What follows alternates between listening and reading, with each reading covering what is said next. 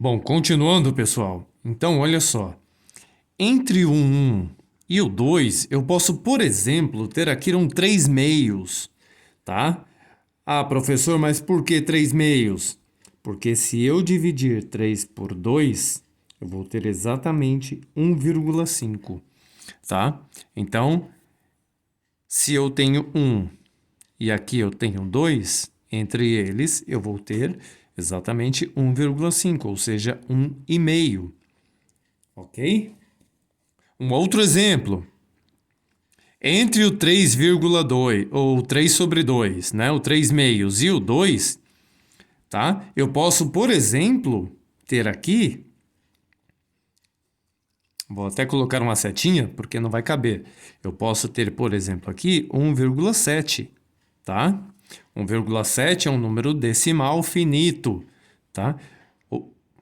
Ou seja, meu 3 meios que representa 1,5, após 1,5 eu tenho 1,7, após 1,7 eu tenho 2. Tá? Então, esses são alguns exemplos de que entre todos esses números que eu tenho aqui, tá? Eu posso ter vários outros números entre eles. Tudo bem?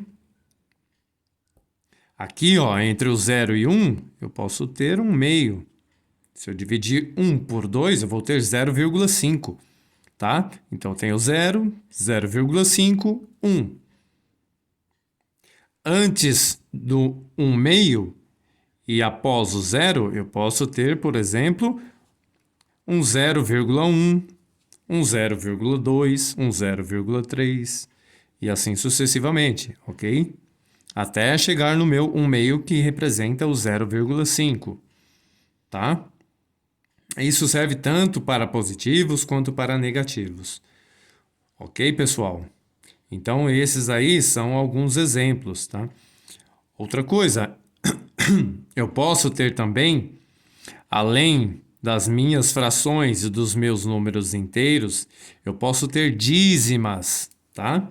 Posso ter dízimas aqui, dízimas periódicas, né? Vamos deixar bem claro. Por exemplo, 1,333, tá?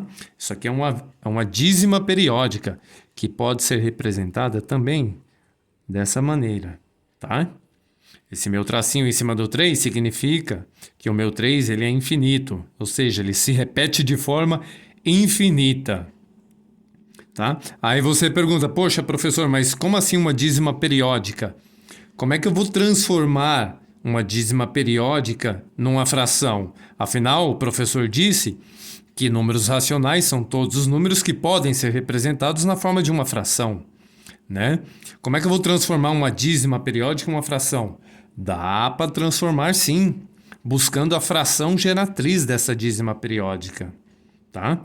A fração geratriz dessa dízima periódica seria 1, né? 1 em 3 nonos, tá? Fração geratriz, um vídeo que eu posteriormente estarei disponibilizando também no canal, tá? Mas a fração geratriz dessa dízima periódica, 1,33333, seria essa fração aqui, ó. Essa fração mista, né? 1 em 3 nonos, que transformado numa fração, numa fração, né, propriamente dita, né, e não uma fração mista, seria 9 vezes 1, 9, com mais 3, 12. Seria 12 nonos, tá?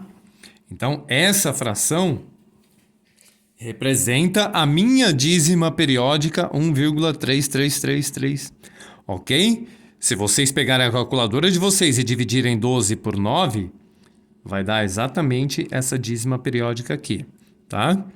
Que estaria se encaixando exatamente aqui após o 1 e antes do 3 meios, tá? Porque 3 meios representa 1,5, tá? E a minha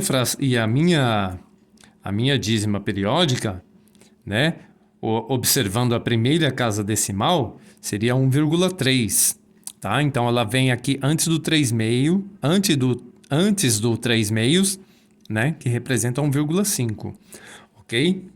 Então, pessoal, só para finalizar a nossa videoaula aqui sobre números racionais, então é isso, ok? Números racionais são todos e quaisquer números que podem ser representados na forma de uma fração, tá? Por exemplo, números naturais, números inteiros, ok? As frações propriamente ditas, os números decimais finitos, tá? Dízimas periódicas.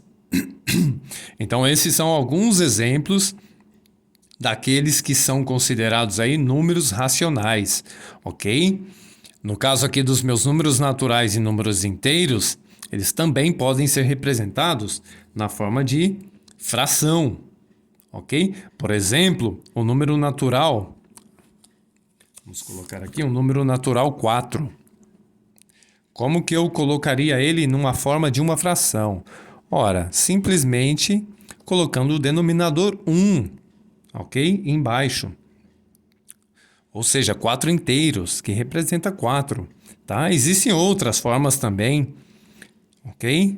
Por exemplo, 8 sobre 2, né? Também é um outro exemplo aí de uma fração que pode representar o número natural 4. Mesma coisa para os números inteiros, ok?